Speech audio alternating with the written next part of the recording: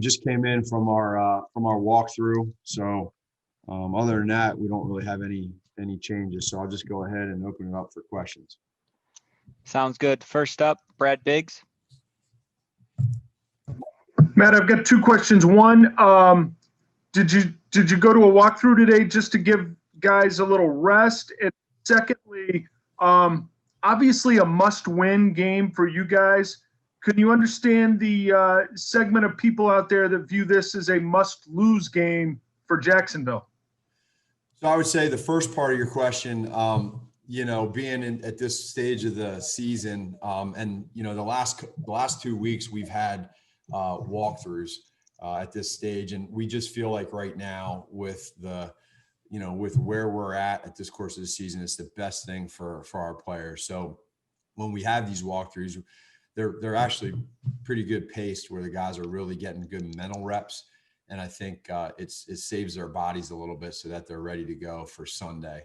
And then in regards to the winning situations for us and for them, the way I look at it, Brad, is that, we are in a position right now where we talked about 4 weeks ago after we went through that 6-game slide of having 4 games guaranteed, which was a quarter of our season.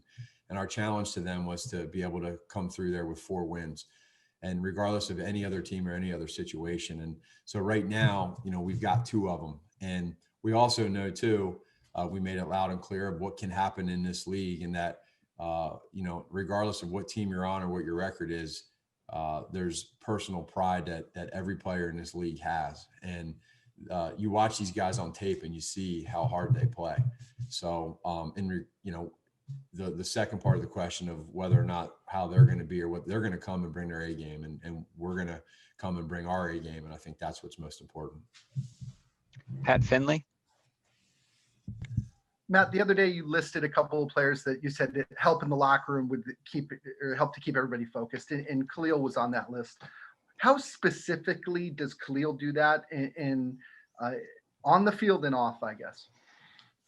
Well, he's always been that way on the field, and then off the field, there's a lot of times where, whether it's me giving him a phone call or me seeing him, in the locker rooms or just wherever, just in passing. I mean, we'll just talk life, not always football, X's and O's, and build that relationship the last 3 years. And so a lot of times I don't even have to say anything. It's just one of those, we got you, coach. And then he goes out there and he fights through and battles every day in practice and just fights every day in practice and in a good way. And you just love that. And I think the other guys see that, they feel that, the energy and where he's been, and that, it's pretty special the way he practices, and guys just feed off of that. So a lot of the ways that he leads is through his actions. Adam Johns.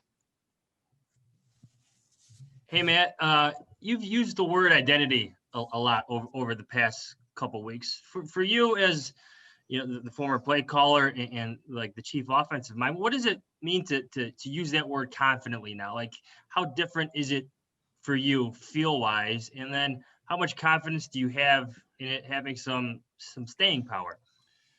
I would just say that, you love the fact that when you can use that word and you feel good about it, every year it's going to be a little bit different as to figuring out who your guys are and how you get through that. And then schematically too, with what you're doing. So between our players, our specific players, when we're talking about offense, and then the scheme of what we're doing, and then making it go into motion and having it produce points on game day.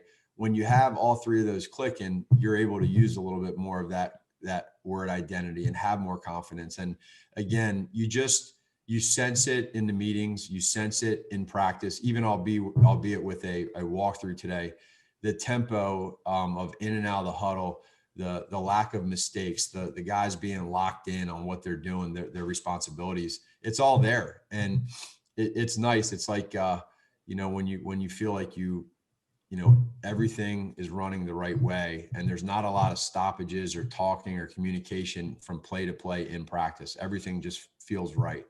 So we're transferring that to Sundays, and we're being effective in each specific role, and that's why there's confidence. Dan Wiederer. Matt, as an extension of that, when you went back through Sunday's game offensively, and you see there was only 1 sack and there were only 2 runs for negative yardage and only 1 penalty, and you see such a low number of plays that backed you up or were mistakes, what kind of flow did that create, and how, I guess, sustainable is that going forward? Yeah, I mean, I feel like it's definitely sustainable. That goes to what we talked about at, I forget if it was the day after on Monday, but we discussed how what we need to do when we scheme and when we look at this stuff, we always got to be able to try to stay one step ahead of the defenses. And because there's great defensive coordinators, and then when you start putting some things on tape, they're gonna have ways to try to stop you. So what you need to do and what we need to do is make sure that we're staying ahead of that so that we don't have those negative plays. We don't get backed up. We don't take particular sacks. We don't make bad decisions, and you stay ahead of the sticks. You want to be able to keep these defenses on their heels. Right now, the last several weeks, we've been able to do that. You feel it, you see it, whether it's some of the things we're doing with the tempo or whether it's the scheme, where it's these players just making plays. It's working right now. So knowing that, we got to make sure we stay locked in. We don't, we be smart with what we're doing, and be productive and effective, because it's giving us chances right now, and we're scoring touchdowns, which is in the end going to give you a great chance to win. Kevin Fishbane. Hey, Matt, I'm wondering what your reaction was to Roquan not making the Pro Bowl, and how would you kind of sum up his season to this point? You want to really know my reaction. I'm not going to give you my real reaction, because I'm just not going to. I'll just leave it at that. This guy leads the NFL in solo tackles, and he leads linebackers in tackles for loss. I don't think anything else has to be said. I could go on and on about that one. I'm going to leave it just at that. I think it's that this guy is an absolute stud, and for him to be left off is just simply not right. Mark Potash. Hey, Matt, along the lines of just the offense, the building the offense, how much different is it week to week preparation, working from strength, as opposed to fixing mistakes and getting a quarterback acclimated? Is there an advantage to building up this momentum that will help you keep defensive coordinators off balance? Yeah, there is, Mark, and you bring up a good point. It's part of finding that identity. When you find that identity, it starts clicking. Now it's like, instead of search and try to figure out what that identity is, you just build off of it. And, and then here's the other thing too, is you really start seeing, you can feel the players in practice. You can feel the players on game day. You can feel the energy. You can feel it from the coaches. Just everybody is in the same line of thought. We're all thinking the same. We're all speaking the same language. If a bad play happens, there's no negativity. It's positive vibes, and that's what's helping. And then it's the mentality of these players too. They're in a really good place mentally.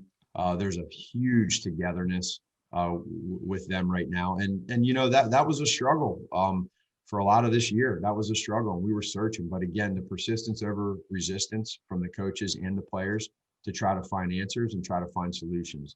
We feel like we've found that right now. And now all we can do is continue to keep doing it here the next 2 weeks and see what happens. 2 more. Jason Leisure. Now, when you go back to the way this season started for Mitch back in the spring, where his option is declined and Foles comes in, when you see the situation change for him with the Bears, where he's no longer being groomed as just the guy, and now he's competing to keep his career going and to earn his spot, did you see him grow through that? Did you see him take ownership over his career at that point?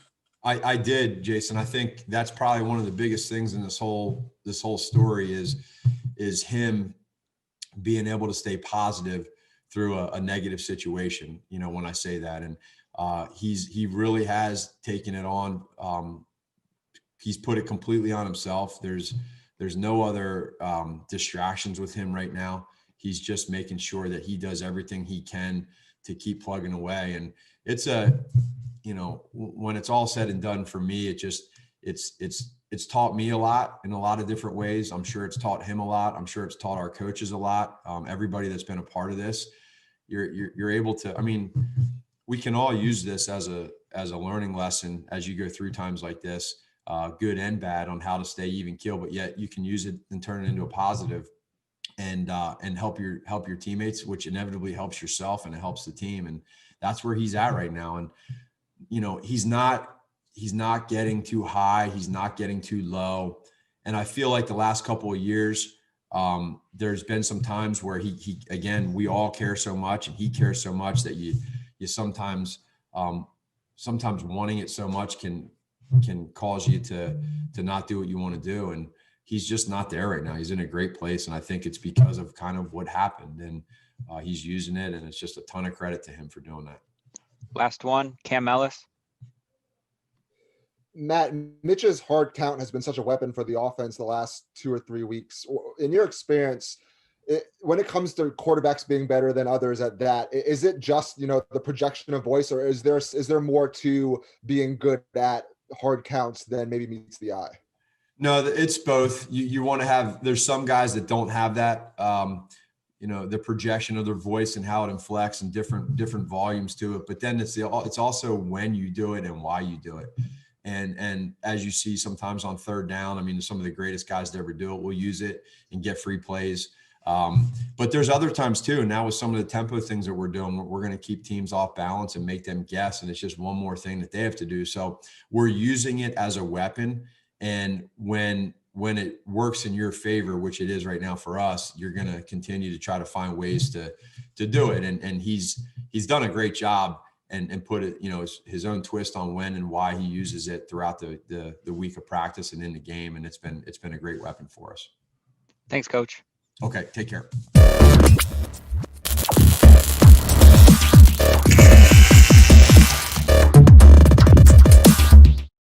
I just wanted to know, is this the most comfortable that you have felt as quarterback of the Chicago Bears, the way things have been going lately? Yeah, I do. I feel very comfortable right now. I think we keep getting better each week as an offense, which is important. We're gaining confidence as a unit. And right now we're just executing at a high rate, which obviously helps consistency across the board, and we've been efficient. So I definitely feel comfortable, and I'm very confident with just where we're at mindset with the guys and how we're handling each week. JJ. Mitch, when you look at this game coming up and, you know, Jacksonville having just that one win, you've now been in the NFL for a couple of years. I'm sure you know it's, you know, any given Sunday, all that stuff. But what has been your message to your teammates about just, you know, pushing forward, not taking the Jaguars lightly this week?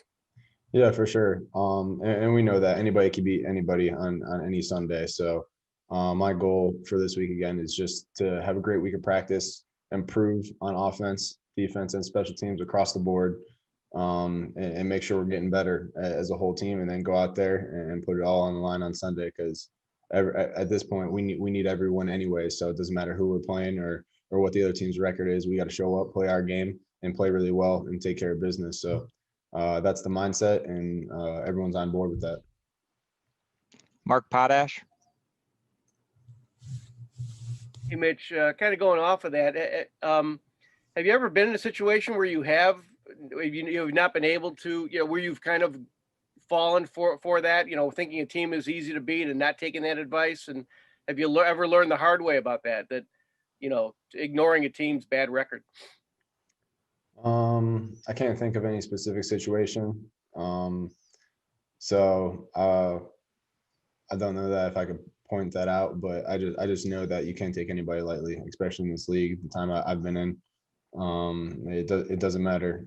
Every game is close on Sunday, and anybody can win any given time. So the team who goes out there is the most desperate, is playing fast. That's what we're preaching over here, and just go out because we got to win every single game. So we can't have any lapses. We can't go out there lackadaisical or anything like that. We just got to go out there, play our game, make sure we're getting better than from the week before, and go out there and take care of business. Thank you. Pat Finley. Mitch, I know I know you're taking it one game at a time, but what would the playoffs do in terms of justifying whether or not your season was a success? That's everyone's goal, to obviously get into the playoffs, get into the dance per se, and just go out there and compete. But to answer your question, you didn't want me to, we are taking it 1 week at a time, trying to go 1-0. But obviously everybody's shooting to make the playoffs. So that is the end goal, but we know how we get there is taking it 1 week at a time, being focused. And obviously that's what we're playing for. That's really important, but we know it's one step at a time and being focused on the task at hand. Dan Wiederer. Mitch, when you went back and reviewed Sunday and you noticed that you guys only had, I think, 2 negative runs. There was one penalty, which was questionable at best with the delay call. When you see how little you guys did to back up at any point, what did it feel like? What did it tell you about how efficient the offense was Sunday? Very efficient. We just got a lot of momentum right now, and it all starts with the way we're practicing. And it really starts with our mindset up front, how these guys are attacking practice, our tempo in and out of the huddle. We've been putting together some really good practices, and it's showing on game day. We're just going out there playing clean. We're playing smart. We're taking care of the football, and we're not making mistakes as far as penalty goes. So that's something we're preaching, just to play disciplined football. And when 11 guys are playing as one, we're having a lot of efficient runs. We're having more explosive runs. And sometimes, even more importantly, we're eliminating those negative runs. So we definitely want to keep eliminating penalties and those negative runs and just keep going forward, so we can stay efficient. So I think we just got really good momentum right now. And I think a lot of the guys realize it's because of the focus and intensity in practice that we're having. Steve Leventhal. Yeah. Hi, Mitch. All season long, especially of late, coach has been talking about this team finding its identity. What, in your view, is this team's identity? I would say, I don't know if you could characterize it necessarily, but I think you could see we're balanced, a little more under center. And then we're doing well with the play actions and movements right now and the outside zone run. And then I would say just overall our tempo in and out of the huddle has been helping us. So we're finding an identity a little bit. We're catching on to it. But like I said before, it really all starts in practice, just our intensity and focus and the way we're just going through our plays and everyone being locked in on the same page. And it's 11 guys playing as one, and that's the most important thing at this point. When you have that and you have guys who believe in the system and what they're doing, then you're able to go out there and do it well. Cam Ellis. Mitch, it seemed like, in the last 2 or 3 weeks, your hard count has been a really, efficient weapon for you. Why do you feel that is? And maybe more broadly, what is it about hard counts that some quarterbacks are better than others at?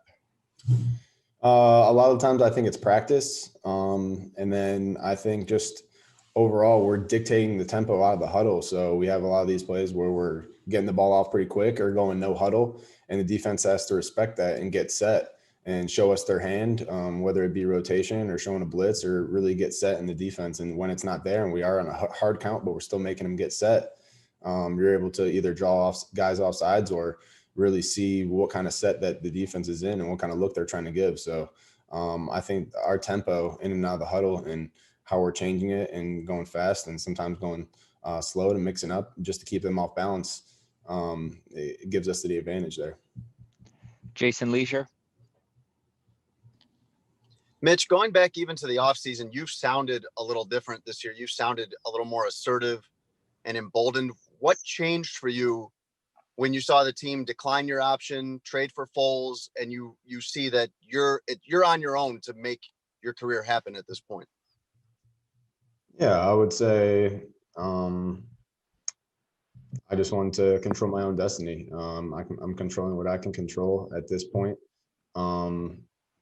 And I'm just trying to take control of my career and put it in the direction that I want it to go. And sometimes you got to be a little more assertive and speak up for what you want to happen, for what you believe in, and just go out there and continue to put the team first like I have. So just continue to work hard, try to perfect my craft, keep getting better each and every day. But there's just a little switch that flipped in the beginning where I just had to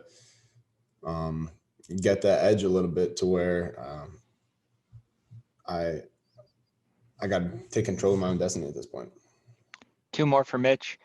Mike Berman. Mitch, how would you describe the feeling you guys have when you're taking the field as an offense and getting in the huddle? What is what's the vibe like in that huddle as you guys think about what's ahead, trying to go down the field and score right now for you guys? I would say it is a combination of focused and excited. So just guys are excited to be out on the field. We're excited to have the football. And there's just like a strong, quiet confidence about us that all 11 guys in the huddle are going to get the job done. And we just have a lot of trust that we can go down, move the ball and score and create points for this offense right now. So I would say confident is a good word to put it. Just an overall belief, and guys are excited to be on the field together to go down and score. Last one, Dan. Mitch, after all the ups and downs and roller coaster twists in this entire year, it really sets up to be 11 days here that are very pivotal for this team. What are your indicators for this group's readiness to attack this today and the next 10 days the way they need to?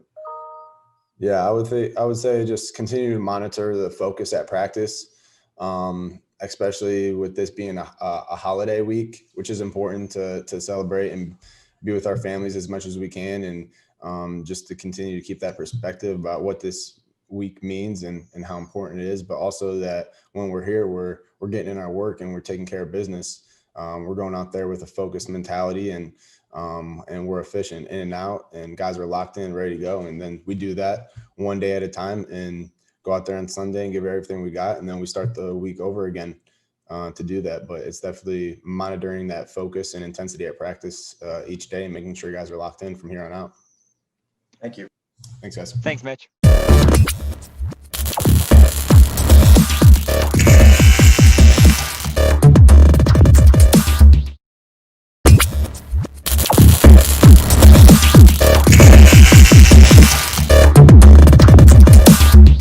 I want to take this time to say thank you so very much for watching the Rewind Sports 60 channel. All sports, all day, encore presentation, and much, much more. Thank you so very much for your continuous support. Continue to watch, continue to support. Stay safe, ladies and gentlemen. Have a great rest of your day, and may God bless you. Now, back to the Rewind Sports 60 channel. Clarkism, Wisdom Wednesday by the creative thought scientist. Wherever you find yourself at some point in time, you made an appointment to be there. In other words, you are where you are because of you. Appointment made. Go get it. I'm your guy, D. Clark, motivated and blessed. Soak it up. I am. Relax. Reset. Rejuvenate. Go to our link right now to restart your life. TheRewindSports60.com. What are you waiting for? Hope to see you soon. The Rewind Sports 60.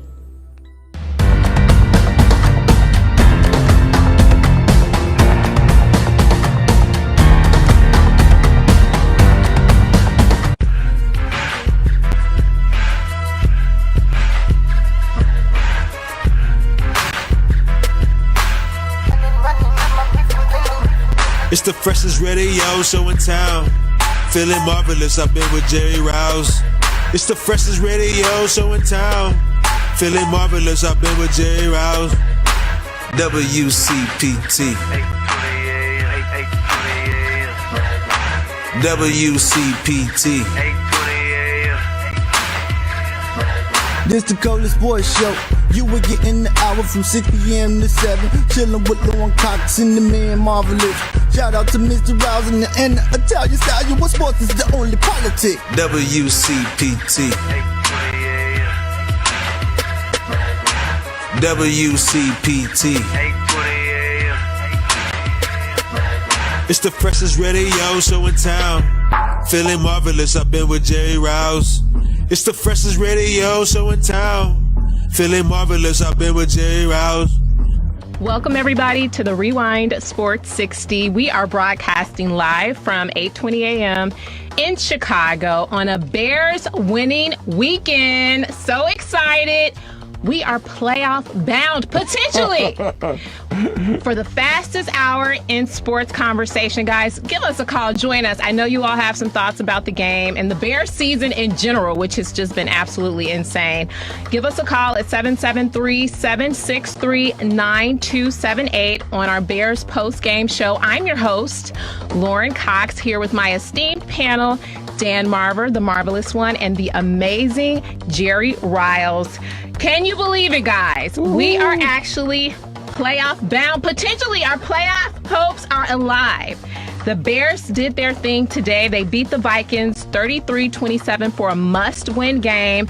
And everybody pretty much did a good job. I mean, you know, we're pumped. We're pumped. So, Dan, I want to get right to it and talk to you and kind of really understand what were your key takeaways from this game today. Thanks, Lauren. I was mentioning last week that it was surprising because 2 weeks ago we were going to burn down Hallis Hall. Yes. And fire everybody. Get rid of everybody. Right. So, I mean, to me, it's like, how come they didn't figure this out earlier?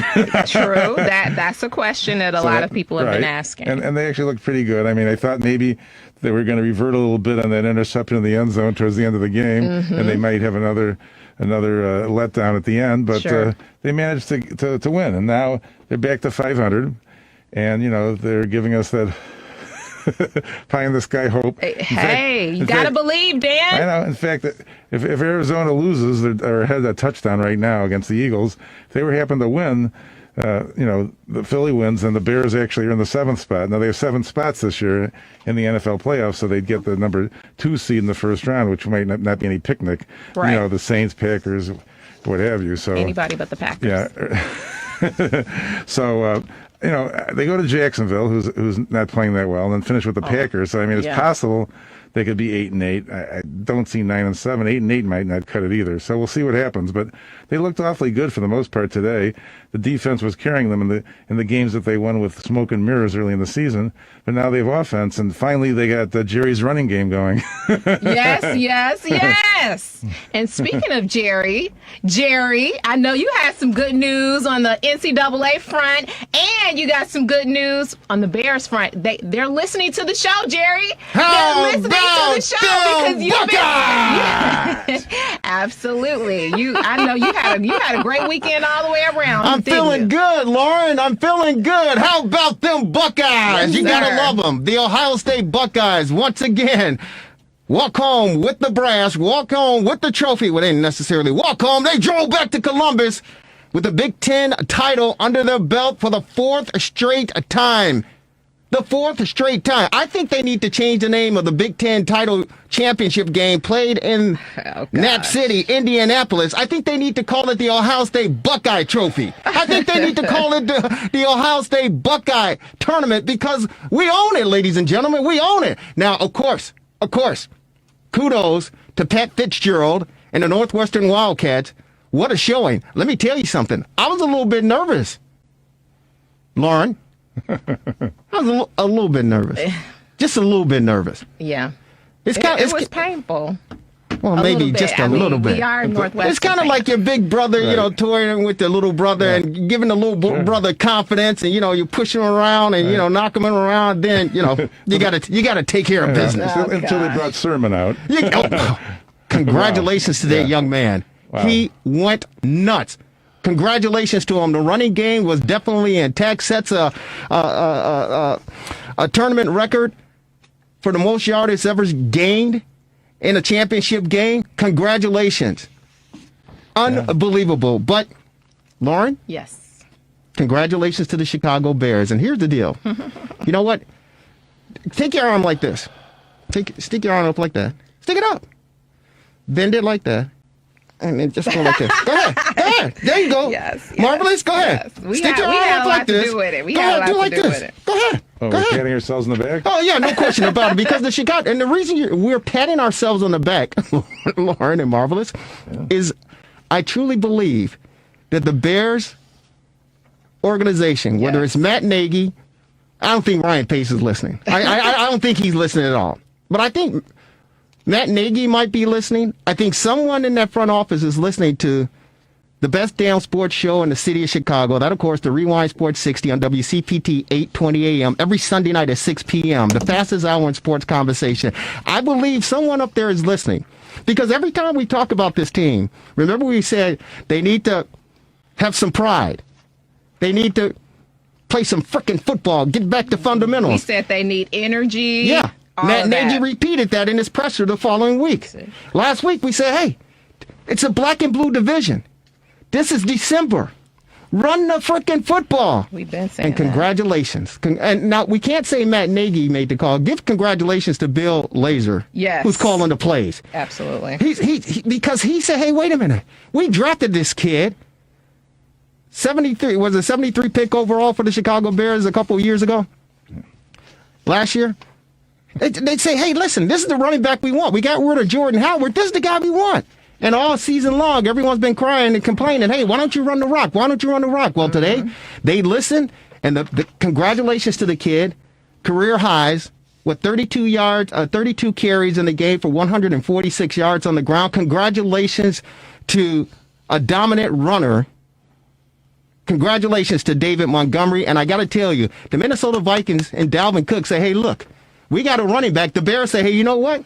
We got one too. Y'all got one? We got one too. We'll up your running back. And our running back came and showed his tail today. So congratulations to the Chicago Bears. And they're looking good. They're looking good. But here's the deal. And Marver said this. Marver said, Lauren, I'm kind of leery about the playoff push. And the reason I'm kind of leery about the playoff push is because here we go, is the fact that, and no disrespect to these guys, but, you know, to me, it's time to move forward. But and it's very, very the margin of this team squeezing into the playoffs is very, very thin. But the reason I'm not on the bandwagon as far as calling playoffs are concerned regarding this football team is the fact that it's going to say Matt Nagy say, hey, you know what? I told you this team could bounce back. I told you we can do it. Ryan Pace is going to say, I told you my draft picks can get it done. Yeah, it was COVID. It was COVID that did that 6-game losing skid. It was COVID. Exactly. And so then we have to, all offseason, we got to deal with them saying, hey, it wasn't us. We just had to deal with the situation that we were faced with by limited practices and shutting down the facilities and having to adjust this way and all this stuff. And see, we still had a positive record and we went to the playoffs. So our jobs are intact. That's why I'm not looking forward to a playoff, because it's going to be business as usual in 2021 or 2022, depending. And they're going to pat themselves on the back and say, hey, look, we know what we're doing up here. Jerry, why would you put that in the atmosphere? I'm sorry. And why would you be so negative to Am I say negative? that? Yes. Hey, let's just. I'm sorry. Let's just embrace it. And let's embrace it and let's say that these are business. Was that negative? That was very negative. I'm sorry. You just totally you're trying to mess up the evening. Really? And I'm not going to let you do it. God bless you. Because That's you know, it. these are business people. They're smart. They know that everything has to be changed next year. I don't care what we do now. It does not make up for the 6-game slide and all of the treachery that was at the beginning of the season. So Jeez, treachery. You know, we Oh, can't. No, I cannot under any circumstances allow my mind to even go there and I think love that. you know, when we make the playoffs and, you know, when we do well, that means business as usual. No, absolutely not. You're the boss. No. Drive the bus. Let's go. We're not standing for that. Okay. They're out. Mitch, even though he's Really? played really well, and, you know, I definitely want to get into that in terms of, you know, he seems to be, this might have been his best game. I mean, he definitely did his thing today, but him, Nagy, Pace, they all got to go. So, Dan, Well, let's talk a little bit about Mitch. Mitch might be motivated now. Yeah, You know something happened. What happened? Yeah, because he's not going to come back to the Bears. he's motivated. He's motivated to show that he's going to get a go with another team possibly. Right. Definitely. So I mean, maybe that's what he's thinking about. But he does give that element, of course, of a little bit of moving the pocket, which you know Foles doesn't have. And for whatever reason, the line seems okay, you know, with Mustafa at center, Whitehair, Leno, Bars, and Afidi. That group, either the opponents weren't able to do their job, but or our line did theirs, because it looked pretty good all the way around. Yeah. No, I think the offensive. Yeah, I think the offensive line. They're coming into their own, so to speak. But it was a blessing for this team. I'm being positive, okay? Yes. It was a blessing for this team to face the Houston Texans last week and, of course, the Minnesota Vikings this week, because it's something that they needed, a new formula to get that bad taste out of their mouth. Of course, the 6-game losing skid. So those two opponents were something that the Bears certainly needed as far as confidence was concerned. The offensive line finally get an opportunity to work together in a cohesive manner, and learn each other's technique and their styles and where they want to go and where they want to be. And the fact that Cody Whitehair was moved to the guard position, he was much more effective. So, and he, in my opinion, I truly believe he is the leader of that offensive line, and he showed his aggressive style of play this game against the Minnesota Vikings. And of course, again, controlling the line of scrimmage. That's obviously an old cliche, an old term. The game was won in the trenches. And offensive line today, Lauren, marvelous. I think they get I think maybe we want to give them a solid B. Okay. I think we want to give them a solid B for the simple fact that they were able to do their job. I don't even think any of them were penalized. Did we get any penalties on the offensive side of the ball? Any holding penalties? I can't even recall. We can probably look up that. But I don't recall any penalties on the offensive side of the ball as far as the offensive line is concerned. And the fact that they were able to manhandle the Vikings defense, their front line. And again, career yardage for this running back in David Montgomery.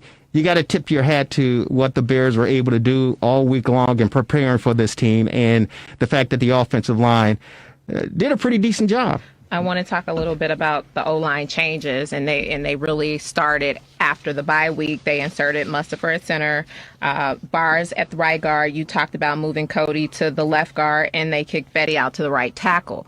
So they've been having success. Obviously, the teams haven't been, the most stellar teams, but they have had success with these changes. And it kind of goes back to the point that Dan talked about earlier. Why are we just now making these changes? Are we more in a situation where we're just happy and glad that they did? Or are you more so, what took you so long? What happened? Is it Bill? Is it what changed in terms of the coaching and the play calling, which was a huge sore spot for us? Well, I mean, the first week that Laser was calling the plays, the results weren't that good. But since then, yes. I mean, by the way, they only had in the whole game, they only had one penalty. Yeah. Bears. Yeah. I don't know if that was holding or what. It was a 5-yard penalty. And that was a delay of game. Delay of game, right? So it was a delay of game because the clock and the officials, they had some problems there too, because there was a delay of game in the red zone, and Mitch Trubisky is trying to tell the officials to look at the clock because they didn't reset the clock, and of course they called the Bears for a delay of game and pushed the ball back 5 yards to the 7-yard line. So that's amazing. They had no penalties. Really, for holding or anything else. Yeah, and that's the one thing about the Bears as far as the coaching overall over the past few weeks, Lauren and Marvelous, is the fact that the discipline. They've gotten back to, in my opinion, from what I've been able to see, they've gotten more disciplined and gotten back to the fundamentals of playing football. Hence, you see one penalty in a football game that they really didn't create. It was the officials who created that penalty. So that's a lot of discipline, and that's some good hard work that the Bears are putting in during the week, during practice, and it reflected and showed on Sunday in this game. Right. Is it more so that, or I kind of want to dig deeper into the coaching conversation, because it seems as if they're playing more to the players' talent and their skill set versus Nagy just thinking he's the guru and he got 40,000 plays and, we're going to run these plays. What shift was it? Well, was it just Nagy humbling himself? Everything else didn't work. So how sometimes when you get desperate, you get more creative and you just let it go and let it fly. And then you're able to have more possibility and creativity in terms of what you're doing.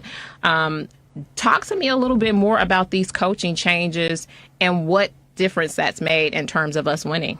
The amazing thing is that they are using some plays that have worked against them. I mean, some of the Rams plays I noticed, it's very similar plays to what the Rams were beating them with, when they played them a little while back. Okay. So, you gotta switch it up. Obviously, if you're too predictable, you're going to be stopped. So, I think that they had a good assortment of plays instead of being predictable. I think that helps. And I think it took a week or two with Laser being in there for things to start to gel, it looked like to me. Well, I think when Laser officially took over in public and on, from telling us, right. I truly believe when we joked about it that first week that Matt Nagy said, okay, I'm handing over the play calling duties to Bill Laser. Okay, Bill, here are the plays. Exactly. Call these plays. And Bill Laser called the plays. They didn't work. They were Nagy's plays. They're Nagy's plays. Yeah. And so it looked like, hey, wait a minute, if you got him calling the plays, yet we're not seeing any production, something's wrong. So again, the red flag was there and the truth came out. I think you used the word humble. I think Matt Nagy was humbled, not only by the record, not only by the fan base, not only by maybe some of the players, but I think the coaching staff and I think George McCaskey, they looked at the film, they observed everything and say, wait a minute, this isn't working.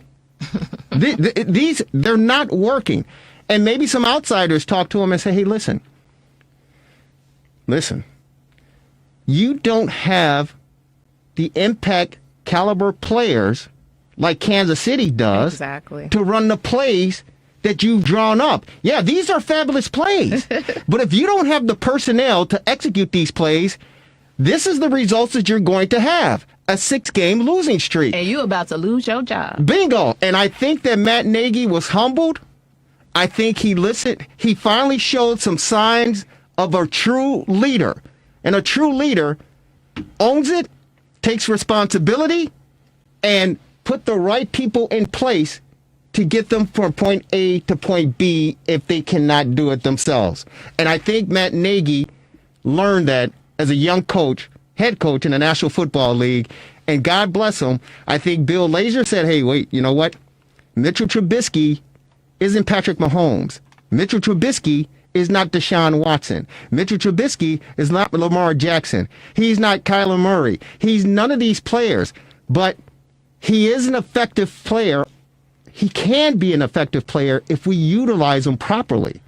And I think the play calling is, and I joked about this early in the season, that you could have played quarterback, you could have played quarterback marvelous, I could have played quarterback, Devin could have played quarterback, Nick could have played quarterback.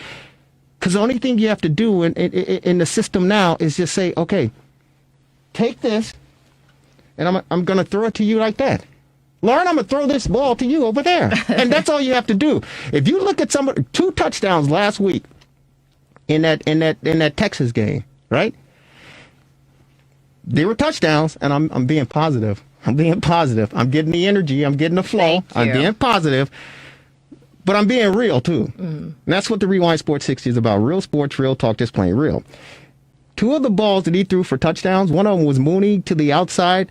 Could have been an 11-yarder where he dived at the goal line and hit the cone. It was like the ball was like fluttering. It wasn't a sharp pass. It was fluttering. I think he threw one in the middle of the field as well last week. They were fluttering balls. They were touchdowns, but they were fluttering. The plays that Laser is calling now for Mitchell Trubisky are designed really not to screw up. Right. Just to be safe. Putting them in a position. And the important thing is, Lauren, here's what we're missing. The Bears ran the ball today more times than they threw the ball. They ran the ball more times today than they threw the ball, which is... That's what we wanted. That's Bear football. But my question is, Cordell, went down, so they were forced to run this much, because we've talked about this ad nauseum in terms of, they let him run the first half. Okay, we're thinking, we would love to see late 20s. He was actually 32 in carries today. So he has never gotten to that point, obviously.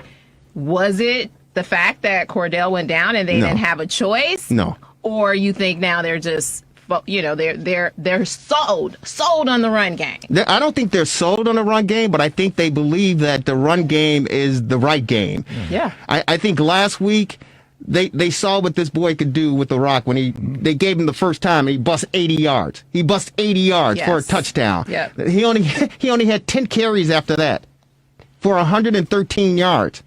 Something was wrong there, and they say, hey, we got to utilize this guy. Now, I think if Cordell Patterson was 100%, the carries may have all set each other, but I think the Bears' game plan going into this was to pound the rock. I really believe that was the case. Montgomery carried 32 times for 146 yards. As a team, they had 199 rushing yards. And as a correction, they did have 4 penalties for 36 yards. It was the Minnesota that had 1 penalty for 5. Are you sure? Yeah, that's what it says in the stats.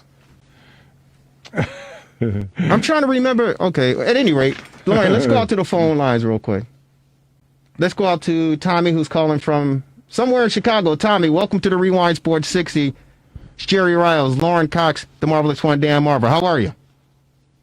Well, first of all, guys, I heard your last comment there, and you said, let's go to the phones and let's talk to Tommy. He's calling from somewhere. I'd like to let you know that somewhere is they're releasing me from the mental institution because watching this mess has gotten me into just a nervous wreck. It's gotten so bad that drinking and stuff and watching the Bears is just the epitome of what's gonna happen next. Guys, let me just break this down quickly and get off of the air for you.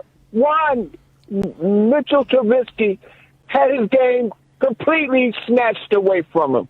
They took a kid who had the ability to move the pocket and throw the ball on the run and made him a pocket passer. Two, the NFL game is all of it.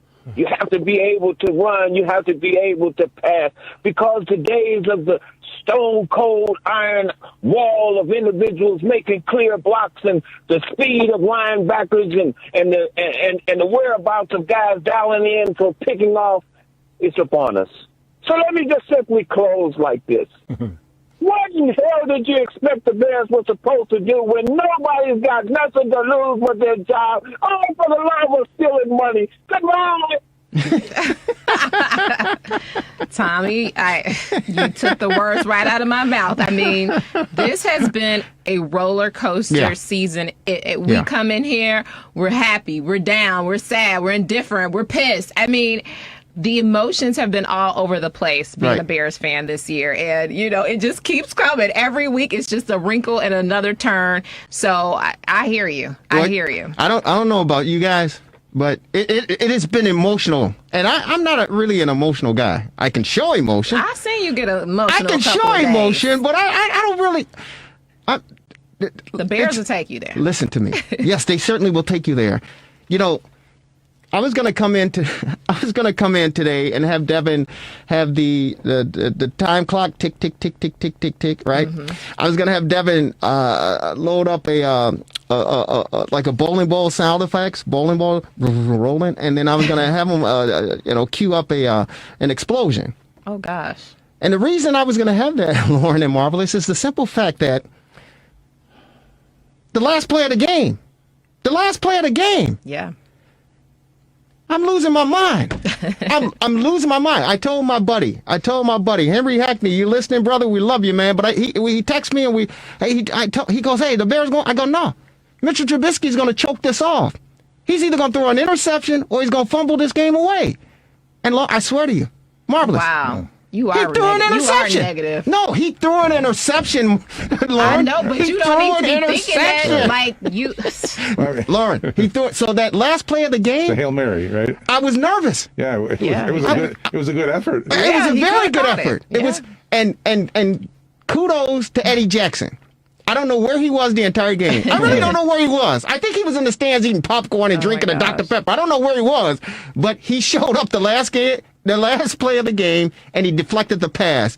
But I was really nervous. That's what this Bears football team has done personally to me this season. I told you the other week I wanted to cry. Yeah. I wanted to cry because the emotions of watching this football team for 3.5 hours on a Sunday afternoon, they drive you nuts. Absolutely. They drive you nuts. And so I understand what Tommy is talking about. Yeah. I really do. So it's just been very difficult to watch this team. Yeah. And you want to pull for your team, but it's very it's tough. Took us there. I don't drink anymore, Lauren, but there are times they drive me to want to crack open a Pabst Blue Ribbon, a PBR. Mm-hmm. But I'm not an emotional guy. I show emotion, but I'm not an emotional guy. Okay. But we got an emotional guy on our phone line. Uh-oh. Oh, we love him. And he's happy as can be.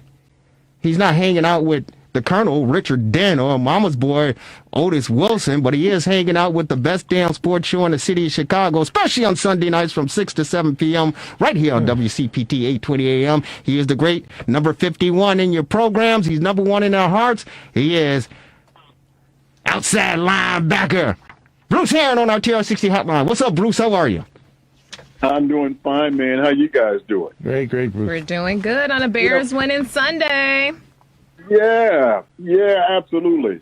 I tell you, I'm hearing some complaints, and I don't understand the complaints. I mean, the Bears played a hell of a game today. Finally, there was something that was said by one of you in the conversation you guys have just been having about Nagy taking his game plan and adjusting his game plan to the talent that he has. And that's been a problem all season long. He's tried to make Trubisky fit into a system that he's not capable of fitting into. He did the same thing with Foles. Foles may have been able to do that 5, 6, 7, 10 years ago, but today he can't do that. So, he got a little wise. I think the heat was on him to do something. So he adjusted his offensive system to the talent that he has at hand. And that was a very smart move. And that's what you saw today. That's why they had success today. I mean, Trubisky threw 1 or 2 bad passes, but the worst one he threw was that interception in the end zone at the end. But, prior to that, he had a really good game. Had a really, really good game. And the best thing that he did all day was hand the ball off to Montgomery. Let that kid just run. Let him run. Use those big offensive linemen to open up some holes. And they don't have to open up big holes. Just open up a little bit. Let him just do his thing. And he did that. So I was happy with that today. We were happy too, Bruce. Lauren here. So we want to talk a bit about the offense. How are you? They did their thing today. Of course, we talked about Montgomery in the run game. Robinson, back-to-back 1,000-yard season. And Cole Kmet, friend of the show. He's starting to do his thing. He had 12 yards today, 2 receptions. So we had him on the show earlier when he first got drafted. And we pretty much gave it to him and let him know what we expected, our expectations being Bears fans. Devin, do you have that clip? And he got it. He got it. So I want you to listen to this clip and then tell us a bit about the offense and what they did today. Yeah, 2 more Itais Gould. Field goal. Goal for the record, yeah. He's responsible for 15 points in this Bears victory. So, I mean, he is, and here's the deal. It's about, in my opinion, it's getting a second opportunity. And this kid Santos, it was kind of tough his first time around. He had an opportunity to dance around the league and kind of find himself. Maturity goes a long way. And of course, we're reaping the benefits of that this season. Things happen in mysterious ways. Eddie Pinheiro, he battled for the job last year. Friend of the program here at the Rewind Sports 60. He goes down with the groin injury, and of course the rest is history. So congratulations. And I was calling him Sierra Santos, but Cairo Santos, he's getting the job done. But I got to go back on something, Lauren and Bruce. And I don't know if Marvelous agrees with that, but hang on here. Help me out here. Because I'm trying to be positive. Lauren is helping me out. I'm trying to be positive. I really am trying to be positive. Help me out here. Help me out, Bruce. We need a collective positivity. Yeah, you gotta, every week you guys have to talk me off the ledge. You gotta help me with this one. Did I just hear you two say, and I don't know if Marvelous agreed with this or said it, but did I just hear you two say that we can win with this offense? Yeah. Sure, we can. Why? Because we got the offense has talent. They've got wide receivers. You know, they've shifted the offensive lineman around, and I think today and last week, you see that the offensive linemen have actually shown up. You know, we can win with this offense. Absolutely. Depends who we're playing. We're putting up 30 points per game. Hey, all we need to do is win next week, which we're going to win next week. And then, hopefully Green Bay rests everybody. And then we win that week. And we're in the playoffs. So then, once we get in the playoffs, we'll take it from there. But let's get in the playoffs first. Bruce, as a player, I understand. That's your end goal. When you start the season, the end goal is to get to the Super Bowl. But the first road is to win the division, get into the playoffs, and then win your playoff games, win the conference championship, and then move yourself toward the Super Bowl. I get all that, but and that's from a player's perspective. But from a pedestrian perspective, a layperson perspective, watching from the sidelines, this Bears team, is that really something that you want for this team to get to the playoffs? And Lauren makes a very valid point. They could beat Jacksonville next week on the road because that team, they're terrible. And they could actually win the Green Bay game if Green Bay has the bye week already wrapped up and they only played their players like a preseason game, only the first half, and then bring on, everyone else. The way this team is playing, the Bears could walk away with the next two victories and possibly have an opportunity to advance to the playoffs, of course. So, do you really want that as a layperson for this team? And we always talked about the smoke and mirrors. Do we want this from this team to make the playoffs? Because they're going to sell it to us that, hey, we got the personnel, we got the coaches, we got the front office, we got everything in place. It was the pandemic. It was COVID that got in our way. We're better than what you see. Is that something that we really want to look forward to? You know what? You always want to get to the playoffs. I don't care if you get there by winning the division, if you get there by having the best record in the NFL, or if you get there as a wild card, the last team to enter the playoffs. You want to get to the playoffs because anything can happen in the playoffs. Anything. So you always want to get to the playoffs. And the only thing that's gonna that's gonna help any team that doesn't get to the playoffs is they have a better position on the draft board. And how many mistakes do these teams make year in and year out by drafting their number one guy?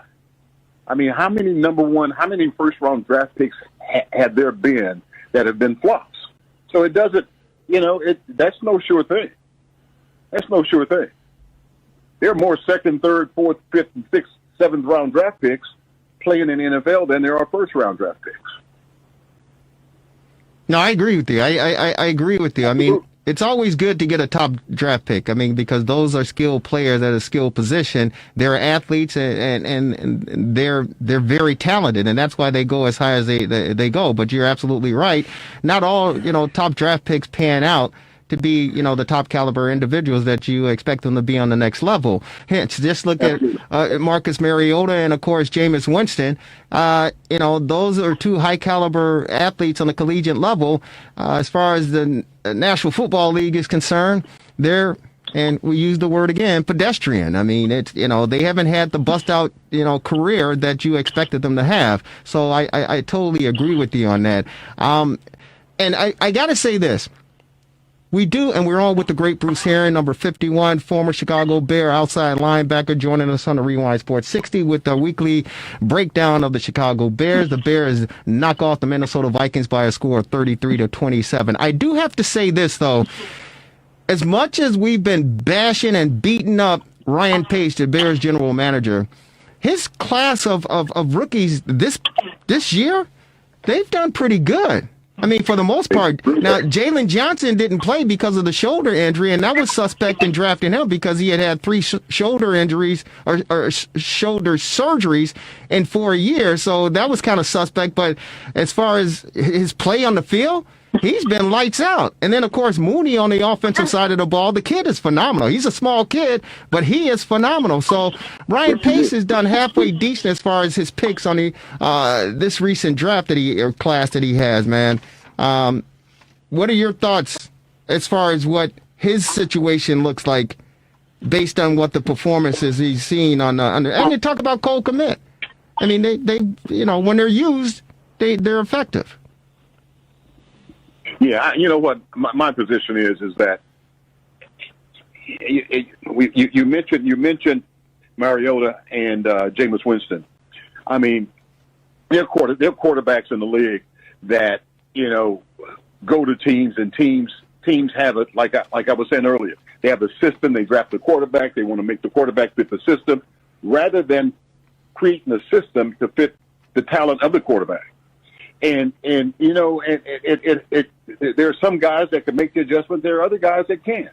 And they figured out that Trubisky is not a drop back passer. I mean, you got to do some other things with the kids. You got to roll him out. You got to let him move around the pocket. You even got to let him run. I mean, call some running plays for the quarterback.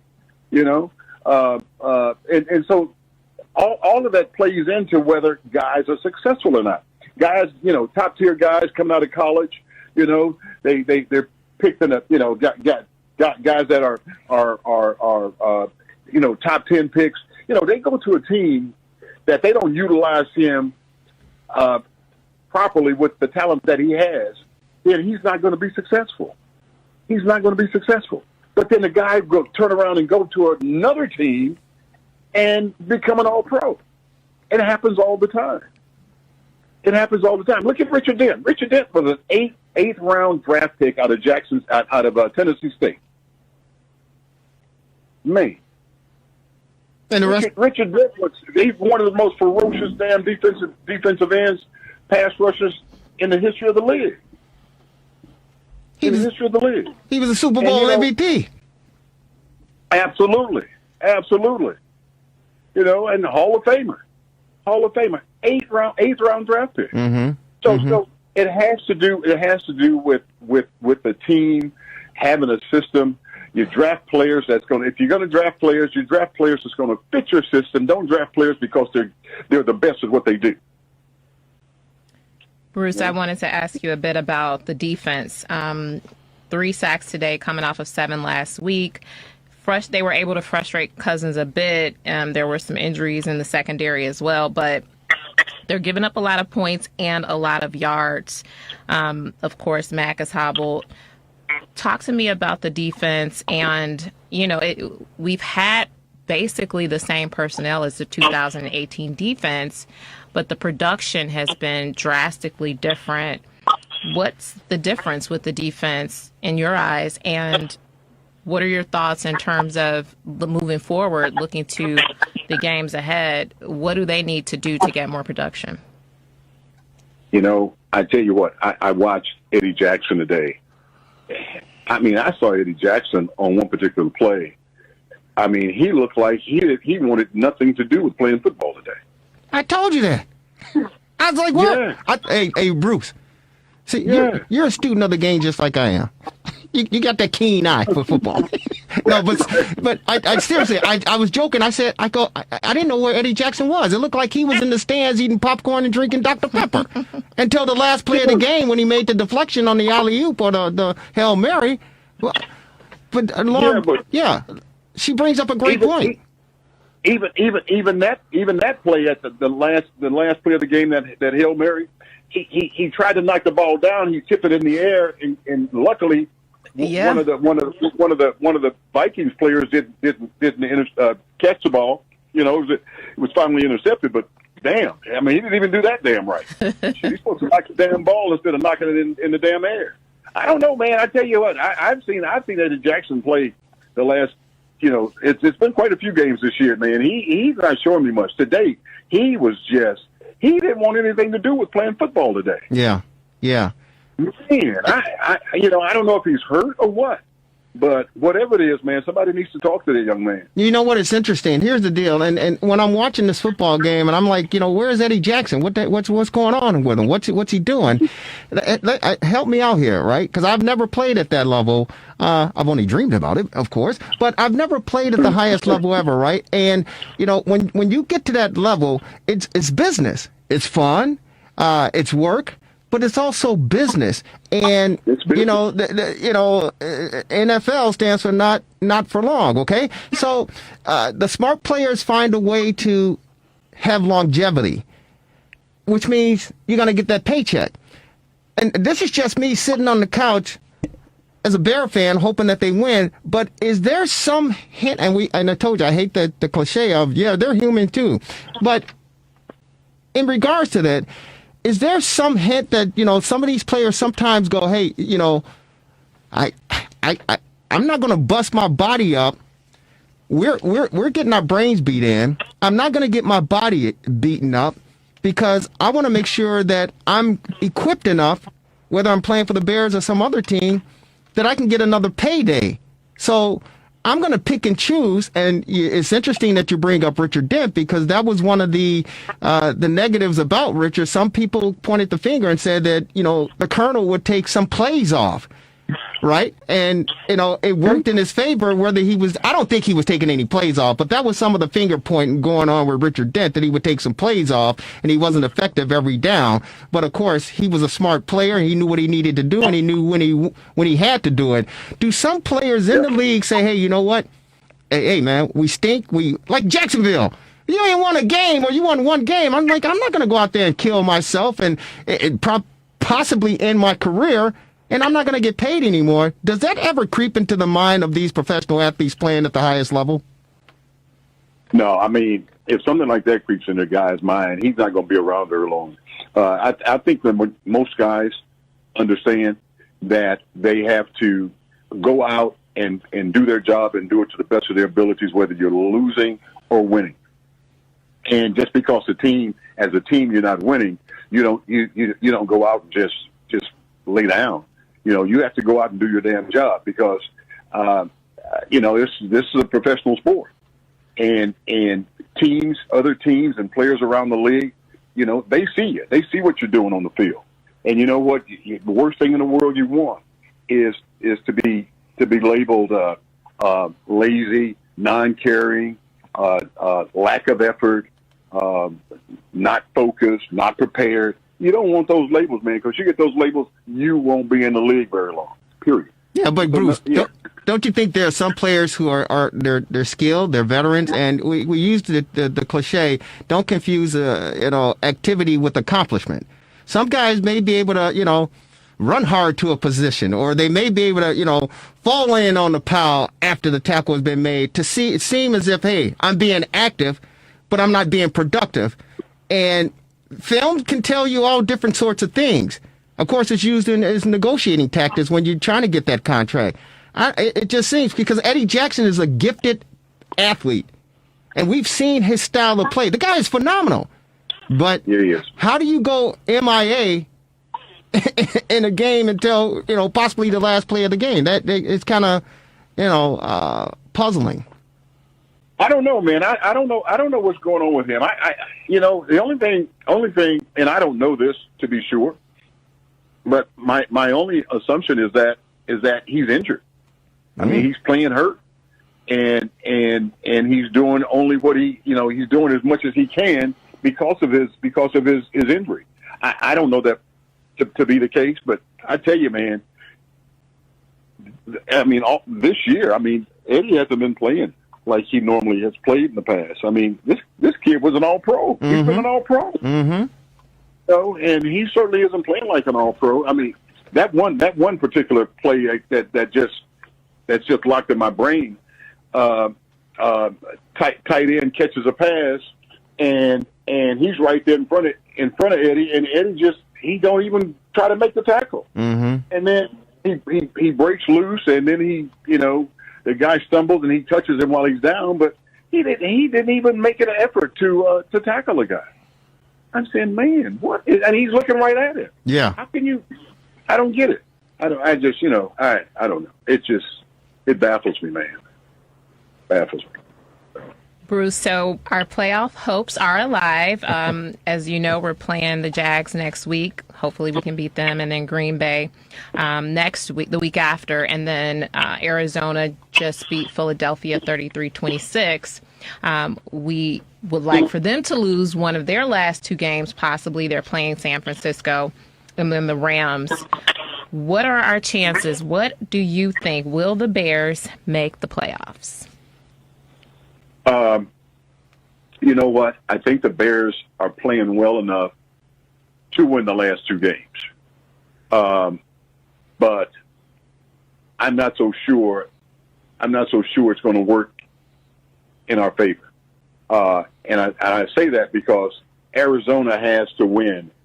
I take it back. Arizona has to lose a game in order for the Bears to get in if the Bears win out. Going into Green Bay, Green Bay doesn't ever like to lose to the Bears. That's just a rivalry that's been going on for 100 years, and I don't see them laying down and letting the Bears win just because they're the number one seed in the NFC. It's going to be a tough game. It's going to be a tough game, but I'm not saying the Bears can't do it. I think more than anything else, I think that they have an opportunity to do it. But I don't think the Packers are going to lay down and let the Bears just have it. No, I don't think they will, Bruce. Right. First of all, I don't know if they're going to be able to clinch the number one seed because they're right there with New Orleans and Seattle. So it might be hard for them to clinch by that date. In addition, you're right. The Packers will never want to lose to the Bears, so I doubt they're going to rest anybody. And I'm also disappointed that Gardner Minshew will be playing for Jacksonville next week instead of Mike Lennon. That hurts our chances. Well, I tell you what. Did you guys see that the Jets won their first game of the season? No. Yeah, man, I don't listen. Let me tell you. They beat the Rams today. I know they did. And here's the deal. Here's the deal. If it works for the Bears, it's going to work for me. And that, when I say work, it's the pandemic. Because, Bruce, I do the confidence pool every week. I'm brutal. I can't pick a winner to win that saved my life. I'm brutal. I was in last place, believe it or not. For the first time, I've been playing. Well, I'm not broke because you pay your one lump sum at the beginning, and then you have an opportunity to win every week. But I haven't won. Every year, I've been playing probably 10, 15 years. I've been playing, and I win at least once for sure to make my money back, but I win 2 or 3 times. I've never been in last place. Never. Out of 85 people, I was in last place. It's brutal. It's brutal. This year's been brutal for me, man. Unbelievable. Out of 85, you're number 85? Take it easy now, but it's the truth. Well, I was number 85. I climbed up to number 79 now, Bruce. I climbed up to 79. Hey, man. It's been brutal. I tell you what, me and Henry Hackney, we need to find a new friend, man. Take it easy. Take it easy. Hey, I told you it's COVID, man. It's COVID. I'll be back strong next year for sure, 2021. Hey, man, it's the fastest hour in sports conversation. We always love chatting with you and catching up and breaking down the Chicago Bears. Win or lose, you're a gem in our eyes for sure. Hey, man. What are your plans as far as the holidays is concerned and Christmas? You got Santa Claus going to be making a big stop at your place on Friday? Absolutely. Well, I always host the family on Christmas Eve, so all the kids can come over, man, and we just have a big hoot owl, and the kids get to open their gifts from Pawpaw, and that's what we're gonna do. I love it. Every Christmas Eve, and it's a wonderful day, man. It's a wonderful day. So it's always big fun in a Heron household. Yeah, I heard that Santa got the vaccine. Uh-oh. Yeah. Merry Christmas, you guys, man. Merry Christmas, Bruce. To you and yours. Lauren, you too. Lauren, bless you, girl. You know what you got to put up with those guys. My goodness. gracious. Hey. Oh, she holding down the fort. She keep us in check, man. Hey, Bruce, thank you, brother. Happy holidays to you, and we'll talk to you next Sunday after a Bear victory. All right. Okay. Thank you, guys. Take care. Bye-bye. Bruce Heron on our TRS60 hotline. Wow. Well, congratulations. The Bears now 7-7 with a 33-27 victory. Trying to see what's happening with the Arizona Cardinals and, of course, they won. The New Orleans Saints. They're trying to hold on, come back against Kansas City. Yeah, Arizona won. I think we might have the tiebreaker over them, I heard today. Yeah, I think so. Yeah. It's going to happen. Yeah. Closing Collective thoughts? Positivity. That's what we need going into our playoff push. Yes. And happy holidays Merry to all Christmas, all listeners. Thank you to Lauren. You're a godsend. And thank you so very much for the positive energy and to continue to reinforce it here on the Rewind Sports 60. Really, really appreciate it. Have a very, very Merry Christmas. We'll see you next Sunday, of course. Though. Yes. All right? And, of course, the marvelous one. Oh, yeah. And Devin Tingle. Hey, thank you so very much, Devin. My apologies. You put all this audio together for us, but unfortunately we didn't get a chance to play it, so my apologies. But it's good. The Bears win, so we end on a happy note. Yes. For sure. Ladies and gentlemen, it is the fastest hour in sports conversation. I want to thank you for taking an hour of your time to spend with us on the best sports show in the city of Chicago every Sunday, 6 to 7 p.m. It is the Rewind Sports 60 on WCPT, 8:20 a.m. Have a fabulous week. Have a safe week. If you're going to get the vaccine, get the vaccine. Yeah. It's up to you. Mm-hmm. That's another thing I wanted to really go off on. But, boy. Yeah, oh boy. But hey, check us out every Wednesday, Comcast Access in the Northern Suburbs, Channel 17, Channel 19, Channel 35. And, of course, on the RewindSports60.com, Twitter, Facebook, YouTube, whatever the case may be. We love you guys. Stay safe. Have a very, very safe, sound, and happy Merry Christmas. God bless. Happy Take care. holidays. Happy holidays. We'll see you next week. Go Bears! 33-27. Chicago Bears. Take care, everybody.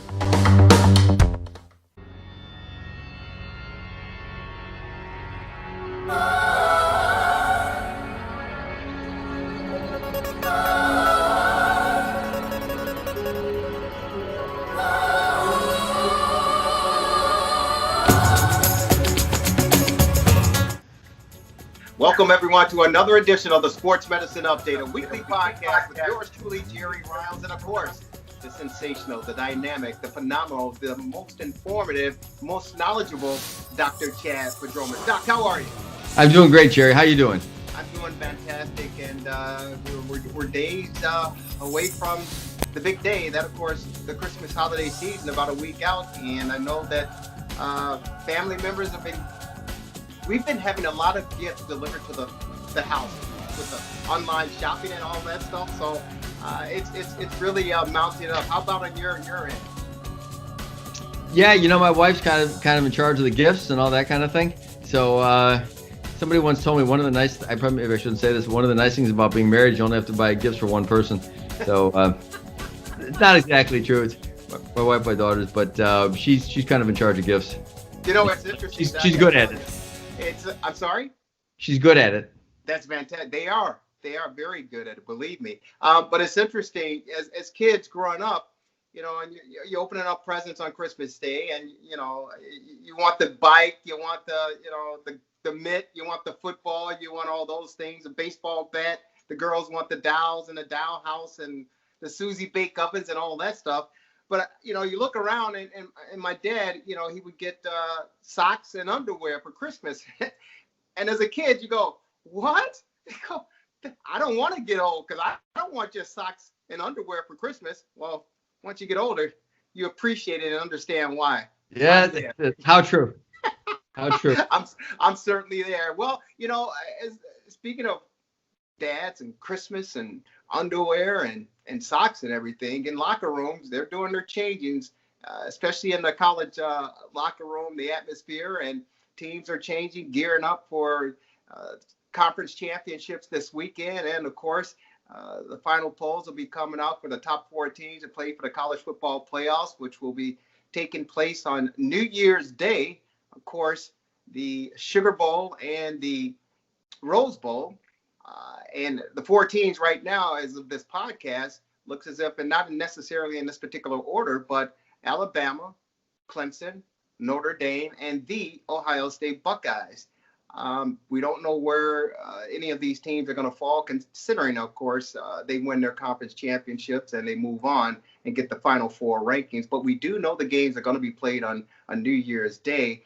And as far as the Rose Bowl is concerned, I don't know if you heard of this, Doc, but it's blowing up around social media and sports talk, and it's going to be a big topic moving forward.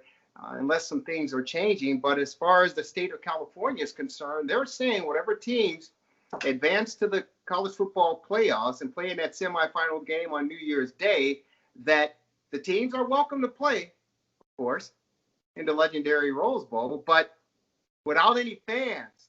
And that stadium, I believe, holds somewhere between 80 and 90,000 spectators on any given day or any given week. But unfortunately, due to the pandemic, the legislators out there said, no, the teams can come and play.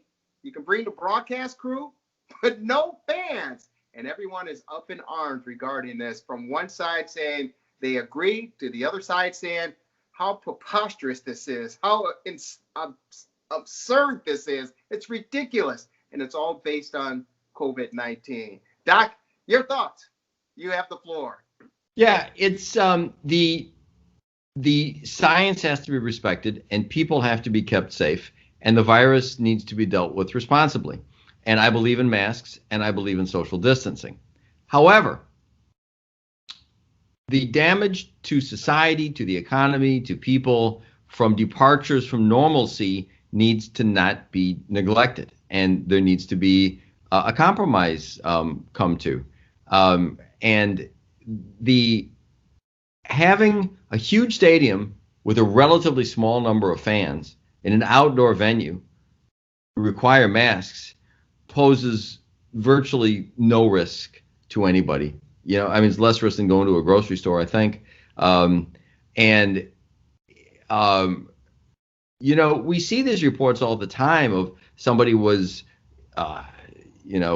said he broke a rule because he was kayaking by himself in the ocean or whatever. And these kinds of one-size-fits-all arbitrary rules are what everybody hates about government and big institutions. So I don't question their motives. I noted that they're halfway to the, I don't know what it is, 1.5 million or so signatures they need to recall Gavin Newsom in California. And it's just keeping people safe and following the science is, I mean, it's what I do. But you just have to be careful. And, you know, maybe as a physician, I'm conscious of this. We're in a position where they talk about doctors' orders, right? And we put restrictions on people for work. We tell people they should take medicines. We don't, command them to do it. And you just have to be very careful if you're in any position sort of authority. I don't mean to be so verbose. I'm just trying to say this in a nice way. There is just no reason for that to be the case. If people in an outdoor venue with masks, with some social distancing, what possible reason can there be to not have people in the stands? There is no science anywhere that backs that up. And, one of the nice things about having a pluralistic society is we do different things in different places. And to my knowledge, the places that allow fans have not seen super spreader events, have not seen any consequences. And boy, it's just very easy when you're a politician to lock people down. And, we've seen example after example, and I won't get into names, but everybody knows who they are, of politicians who have said one thing and then defied their own restrictions, right? And so the short answer is all the science would indicate that with some precautions, fans ought to be in those stands. Well, again, part of me said, I understand it. Another part said, there's no way it should happen. And the reason I mentioned that is the fact that there are a lot of people out there that say this is the worst thing to do. And of course, the state of California have locked down, the entire state because they want to get a control on this virus and the spread of it. So I understand from their perspective. But one reason Brian Kelly, the head coach for Notre Dame, spoke out on this is the fact that Notre Dame, I believe, from a national perspective, outside looking in, take a different approach to how to handle the spread of this virus. And we saw in the first meeting a few weeks back between Notre Dame and Clemson at Notre Dame, and the game went into overtime. Notre Dame knocks off Clemson. The fans, 20,000 fans in the stands in South Bend, rushed the field and in celebration, mobbing players and not protecting themselves. And there was quite a big stink about that from a national perspective, saying that there was no disregard. They had no disregard, no concern for the virus, no concern for their fellow student bodies. And it was irresponsible for the university and the athletic program to allow these fans not only in the stands, but the opportunity to rush the field to possibly infect people. And I know a lot of fans were punished for that, and I believe they had to go into quarantine. But that's kind of the backlash regarding this, and I think it's part of the decision regarding the state of California, why they looked at it that way, because of the chances that Notre Dame could bring a large group of a fan base to that venue, and they don't want the spread to happen in any sort of way. Yeah, but I mean, you can protect against that, right? You can having the fans in the stands and having the fans rush the field are two totally separate events. And, you can easily, you see some security people, right? You can keep fans off the field. So probably Notre Dame should have done that. I mean, the truth of the matter is, the risk, of course, it isn't the risk so much to the people who come onto the field. The argument would be that one young, healthy person gives it to another young, healthy person, and even though they're fine, they give it to their sick grandmother at home. And that's a valid argument. I'll buy that. But although we haven't really seen this happening in these cases, I mean, I'm not aware of what you discussed having resulted in significant problems, but it's a valid argument. And so all you do is just keep some control over the situation, right? Just don't let the people rush the field. Not hard to do. You get security people; they do it all the time. Monica Seles, the tennis player, was stabbed by a deranged fan 20 years ago. I don't know, and a little longer than that. Yeah, maybe so. And so they make it so that you really can't rush tennis courts anymore so much. So, I mean, just do that. Let the fans come. Don't have 90,000 fans in there. But, if you have 10,000 fans and have people separated some, wear masks, I don't think you'd have problems. And it's not like we're looking for zero spread of the virus, because we're not getting zero spread of the virus anyway. It's a controlled situation. You don't want to have super spreader events. But if you have people, I'll say it again, you're outdoor, you've got masks, you're socially distanced, it doesn't get any better than that. And then you just prevent them from rushing the field, right? You have chains, you have big, strong security guards. They're not going to be rushing the field. Plus, you tell them, too. I mean, people aren't stupid. And I don't think that people want to bring disrespect to their university. And you just say, everybody, just be aware. And you could absolutely, positively control that. And I realize California is having more cases, but this isn't where you get more cases from. But it's the worst thing about government, the absolute worst thing about it. And it's not just government, it's institutions. It's schools. It's any big institution when they make blanket regulations just because they can. So in this case, they shouldn't. I don't know. Can they? I'm sorry. I know that they had a regulation, and I think it was Santa Clara County, against contact sports for a period of time, which affected the 49ers. And the 49ers, I think, moved the game to Arizona or something like that. Right, I don't think this is that. But I don't know. Maybe, I mean, why not move it away from the Rose Bowl? Move it someplace else, right? Where they can, because having fans there is a big part of it. And, you know, people get out. It's good for their psyche. You generate some revenue for some of the concessions, other things there. So, you know, I mean, why people are mentally tortured enough, right? Why torture them even more? So I don't know, Jerry.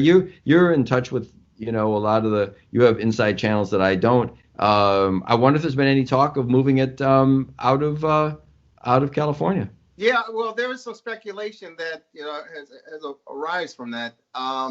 But part of the problem, obviously, as you well know, it's a contractual situation. So it's not necessarily that simple and that easy just to move from one venue to another. You know, you talk about politics, and that plays an important key role regarding relocating and all of that. At the end of the day, you know, it comes down to the money, and that's the reason why these kids are playing. Despite the fact they're not getting paid, is because of the type of money that's generated from this, you know, major sporting event.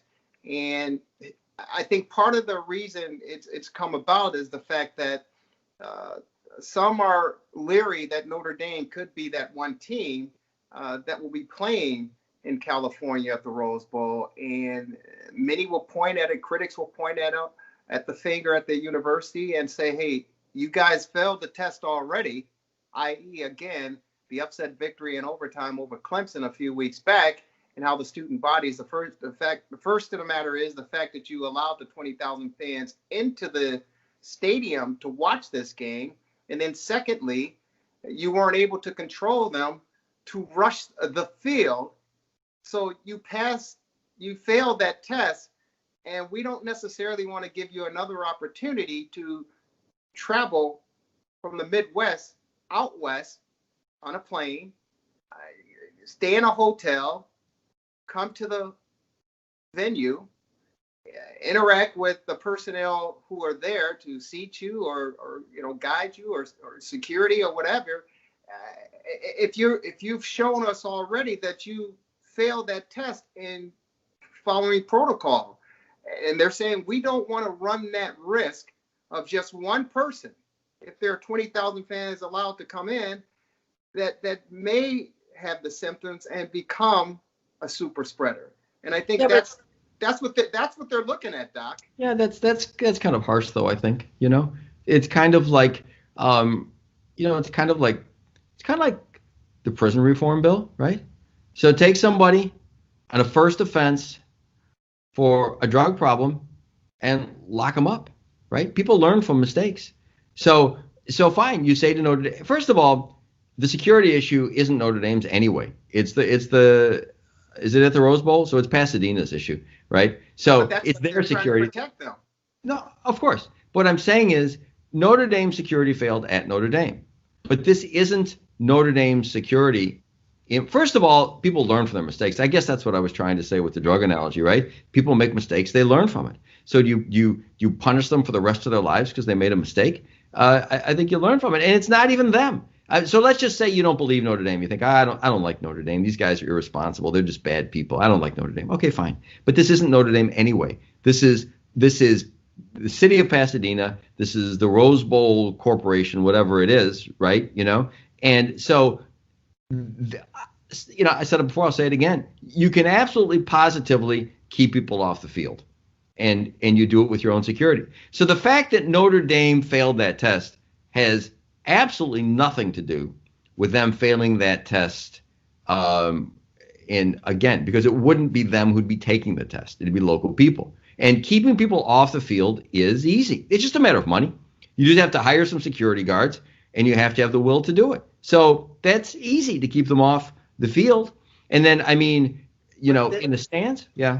They don't want the human contact. They don't want the fan base who are in the stands to try the attempt to get on the field and have security have to prevent them from getting there. They're trying to eliminate or reduce the human contact. Yeah, but you know, where this stuff happens, again, these people are not. I mean, say what you want, and maybe you could argue against, and you probably should, in my opinion, argue against having liquor at the games. I mean, security, you know, getting into a stadium is it's one of the hardest things known to man, right? So liquor, right? So don't allow liquor and such in there. They don't anyway, I don't think, to bring stuff in. Don't sell beer so that people aren't going to be inebriated. And it's not like you're going to have 10,000 barbarians at the gate swinging clubs at security guards. They're not going to try to do that. And then the other thing is, let them know there's repercussions. And again, let them know, hey, this is serious, guys. Anybody who approaches this, we're taking your picture, and you're in big trouble. They're just not going to do it. They're just not. And having them in the stands, distanced, or small groups like they do in restaurants. People are in outdoor restaurants, and are distanced with masks. There's just, I don't want to say there's no risk, because everything in life has some risk, but there's no more risk in that than in any other activity. And Jerry, as to your other point about athletes being exploited, you're saying because the places make money and that's why they want them to play. So I agree with you. I'm 66 years old, and every year I get more cynical than the year before. And so I absolutely believe in almost every human endeavor, sad to say, follow the money. So I'm sure you're right that the impetus for the schools wanting these kids to play is the money. I'd like to think it's all altruism, and maybe it's that too. Probably it's that too. But having said that, it's good for these kids to play, right? We found out it's not being spread on the football field. And that was what I was talking about last week with the genetic testing. So they're not going to get sick from playing football much. And if they do, they're going to be, I shouldn't say sick, I should say infected. So they're probably not going to get infected. If they do get infected, the chances they're getting sick are minuscule. And I'll tell you, for these kids, it's a chance of a lifetime to play in the Rose Bowl. It's good for these kids to have played in it. It's good for keeping them occupied. These kids are safer. These kids are absolutely safer on the football field than they are left to their own devices in their hometown. They're much likelier to get in trouble there. So while I agree with you that it may well be that the main impetus for this is all about the money from the schools, it also happens that it's really good for the kids. So do you want to punish the kids to punish the schools? That makes no sense. I think this is a case where it works for everybody.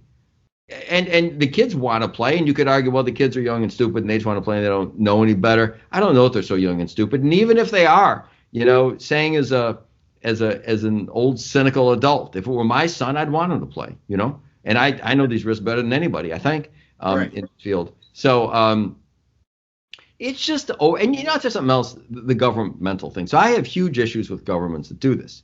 Right. But I'll tell you something. I don't think any of these people mean badly. The real problem, the real crisis, and the source of virtually all the problems is the clamps that are put on dissemination of information, which results in unwarranted fear. So the people that are doing this are genuinely afraid, and there is fear being spread out of proportion to what the problems are. The problems are horrific. Lots of people die, obviously. But there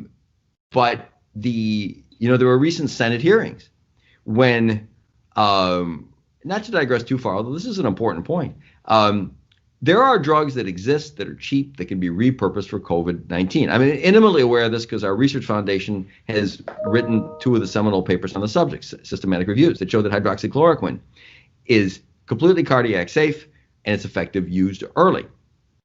But it's very cheap, $15, $20 for a full course of treatment. There's a newer drug, ivermectin. I might have mentioned this last week, but I can't mention it too much.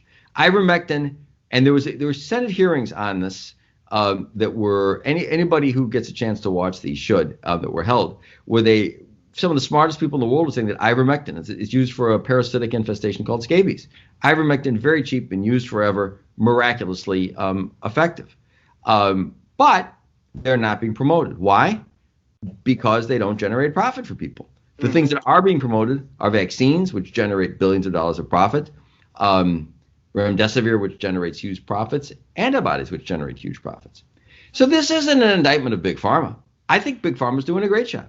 They're getting the vaccine out. They're promoting things that help people. I think that's wonderful. The problem is that in our society, like you said about following the money, the expensive drugs have a champion, and that's the pharma companies that make money on them. It's great. The inexpensive drugs don't have a champion.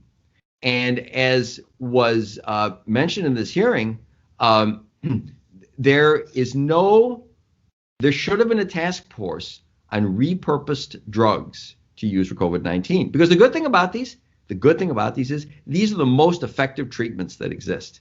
And right now, everything's based on the vaccine, and the vaccine's important. But there are treatments that would save and would have saved tens of thousands of lives that aren't being used. And they're not being used because because nobody makes any money on them. And unfortunately, in our society, unless you're making money on it, it's hard to get a champion. There are lots of doctors who have, but the doctors don't have a voice. There were these Senate hearings that took place. Right. So what I'm saying is, and if these, and people should know, I mean, look it up. Ivermectin, hydroxychloroquine used early. It's completely safe. It's effective used early, hydroxychloroquine. Ivermectin, amazingly safe. Cheap, very low toxicity. So just to say to all the viewership here, these are things that would save lives for everybody, athletes, other people, but the messaging for them, it's not sexy, I guess. I don't know. There aren't people making money on it. So it's greatly under reported. So the net effect is that as bad as COVID-19 is, the general perception of it is even worse than what it really is. Part of this, I mean, you can hate the media all you want, and I think most Americans do, and I think there's reasons for that. But outside of the media being duplicitous or not, bad news sells. We talked about this before too, right? Disasters sell. So for that reason, cases get reported on much more so than hospitalizations or deaths, right? Because it makes the thing sound, it's bad, but it makes it sound even worse than it is. So that's what I think is going on here, long roundabout thing, is that sure, there's risks and dangers, but having 5 or 10,000 fans in the stands, socially distanced with masks, take steps beforehand to make sure that, and you can even tell Notre Dame, the Rose Bowl people could tell Notre Dame and say, look, if any of your fans come on the field, make Notre Dame put up $5 million in escrow or something and say, if your fans misbehave, it comes out of your pocket. I mean, you can absolutely control the bad things that would happen. And it'd be so good for everybody to have some fans out there, and it's safe. Well, that's an interesting perspective, Doctor. And I'm sure if that was presented to them by the NCAA and the state of California and the Rose Bowl committee, I'm sure that there would definitely be some sort of backlash regarding that.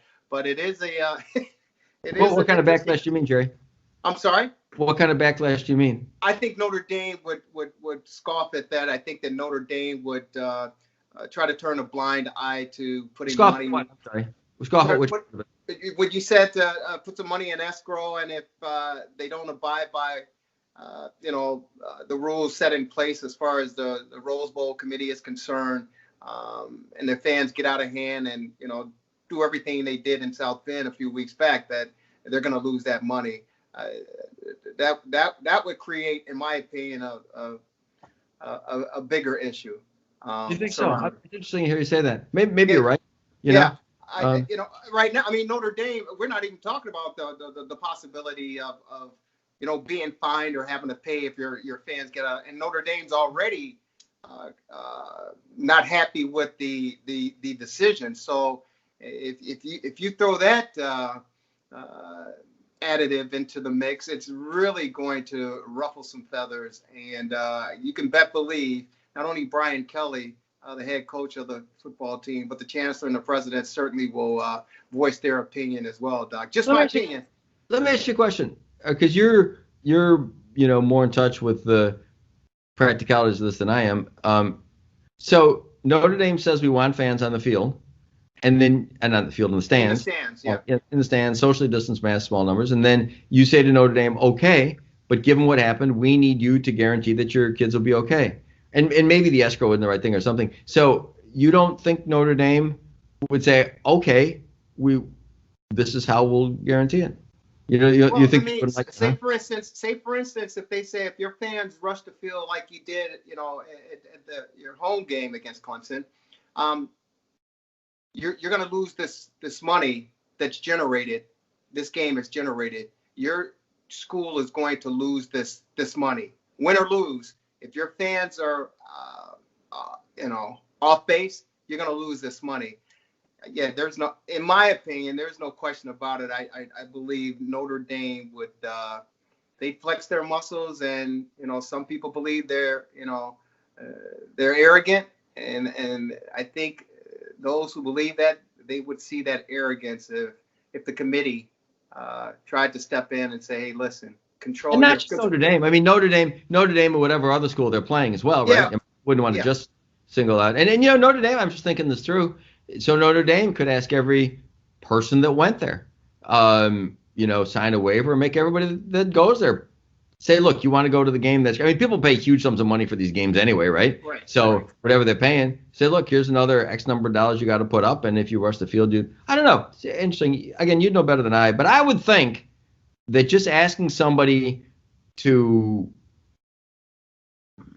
put up or shut up, put your money where your mouth is, whatever, I think if the Rose Bowl asked them to guarantee it in a way that had some teeth and they wouldn't, then honestly, then I'm not so sure they should let the fans come. I mean, maybe I changed my opinion. Yeah. I believe, I think any university, and you're right, we don't want to just single out Notre Dame, but they're the poster child as far as fans this season attending these sporting events. They showed you exactly what you don't want to happen. So that's why we're using Notre Dame. Yeah. But I truly believe if it was put in front of them to say, if you don't control your fans, we're going to strip you of this conference money. This money. Yeah, there you go. That's even better. I think that Notre Dame, win or lose, I think they would scoff at it and say, no, you don't tell us what to do. We're going to tell our fans, but you're not going to penalize us because a fan runs onto the football field. You're not going to do that. We'll handle that in-house. And what Notre Dame probably would counter with, in my opinion, I have no idea, but I think they would counter and say, you know what, if just like we did at home, if any of our fans rush the field, we will deal with them back in South Bend. We're not going to deal with it here. We're going to deal with it back at South Bend. We'll determine how we handle that, not you, and you're not going to penalize us for taking funds away from us. I think that's the stance Notre Dame would take, or any other institution. Yeah, I mean, you're a smart guy. You're probably right. So let me ask you a question. What then if the Rose Bowl said to them, well, then we're not going to have fans? Well, they can say that. They've already said that. We don't want fans here. And that's why Notre Dame, Brian Kelly is speaking out right now. I haven't heard from Dabo Swinney or Nick Saban or Ryan Day with the Ohio State Buckeyes. I haven't heard from any of those other coaches regarding this. And again, we don't know what teams are going to be selected to play in that semifinal game on New Year's Day. But Brian Kelly, I believe he felt that it was directed toward Notre Dame based on past experience, and he verbalized his displeasure with it. So it's already been said we don't want the fans to come to the game. But you give them an opportunity then. You say, look, we're willing to let you have fans as long as you provide guarantees with teeth that they're not going to rush the field. Well, that's probably what they're going to, I'll be interested to see how it plays out. I would think, what do I know? But I think it'd be fair. I mean, if I were whoever at Notre Dame, the chancellor, whatever, I think I'd be willing to say to the guys, hey, you're young adults here, yada yada, and Notre Dame's not. I mean, those are pretty smart kids at that place, It's a real good school. That's the point, Doc. They are smart, and 20,000 of those smart student fans rushed onto the field. Yeah, but I think it's all on how you set it up, right? And I think if you set it up and if there's consequences for doing it, you tell everybody, this is Notre Dame's reputation, and then you have big security. I mean, you can definitely keep them off the field. That's not even the issue, right? And I know what you're saying. You don't want security guards to interact with these guys. But like I said, I don't think it's the barbarians at the gate. I don't think this is the, so I don't know. That, just my take on it. Who knows? But, it's interesting, your take on it. It'll be interesting to see what happens, right? Because this is a real world laboratory. And, one thing we should do is learn from our mistakes. The nursing homes, right? In New York, Governor Cuomo meant well. He didn't want the hospitals to get overrun, so he emptied the hospitals into the nursing homes. Well, big mistake. He wasn't trying to do something bad. Made a mistake, in my opinion. But then you learn from your mistakes. and like Notre Dame, kids rush the field. So you realize, well, we just, we got to take more steps. So you learn from your mistakes. It's the whole thing. We talk about it all the time. I'm part of a study group of some well-known people with COVID-19. And the whole thing is that as it evolves, you have to constantly be looking at things and learn from your mistakes. Right. But that's what the committee is saying. That's what the Rose Bowl committee is saying. The state of California is saying. You're not gonna. You made a mistake, Notre Dame. We're not going to invite you out here to possibly make another mistake because we don't think you've learned from it. Well, then you do something with teeth. I don't know. It seems pretty simple to me. But what do I? It is simple. And let me be clear. I think the fans that we're talking about are more family members. So mom, dad, sister, brother, a close relative. I think those are the fans that we're talking about.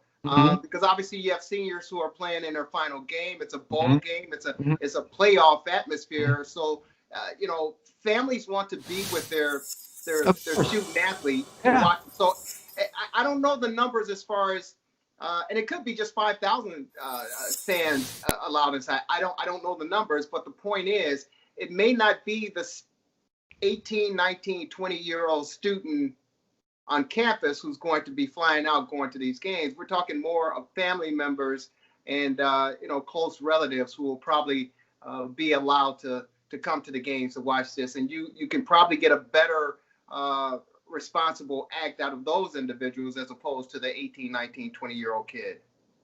Yeah, all true. Yeah. But I think you can absolutely ensure that it won't happen with proper safeguards, potential penalties, one thing and another. And if Notre Dame is offended by that, then I don't know. I guess between them and the Rose Bowl, but I don't know why they'd be offended. Doc, I think.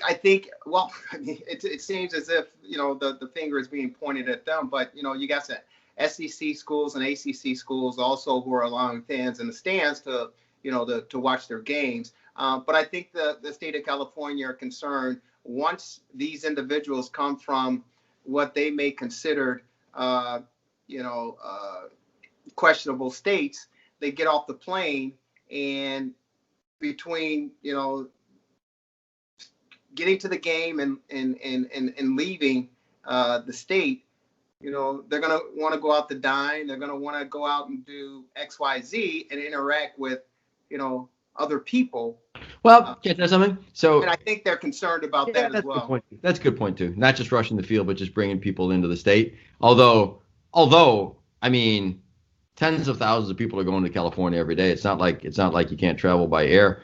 I mean, if you wanted to, you could do what we do. So when we do surgery, we have to get the hospitals all have a policy. You have to get a COVID test, usually 3 days before, negative COVID test.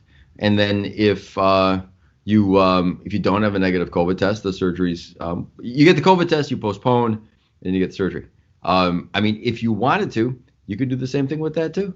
You could make a condition of. I mean, it's a little bit of a job to verify all this, but I mean, it's doable, And again, it all just comes down to money. It's a few extra bucks, and like I said, people pay lots of money for these things anyway. But you just make sure that if you're going to go there, that you. So then, the hole in the logic could be this. So if the game's on I don't know what's it going to be on a Sunday, maybe. If the game's on a Sunday, and it'll be New Year's Day, which I believe that's is a Friday. Friday. Friday. All right. So the people that are going to be in the stands have to have a negative COVID test from 3 days before, from the Tuesday. If you don't have a negative COVID test, you're not getting in the stadium. So kind of a wasted trip. So and don't even come. And now. So you can get a negative COVID test on Tuesday and catch it Wednesday. You can get a negative COVID test on Tuesday and you could have caught it Monday, but not build up enough hours.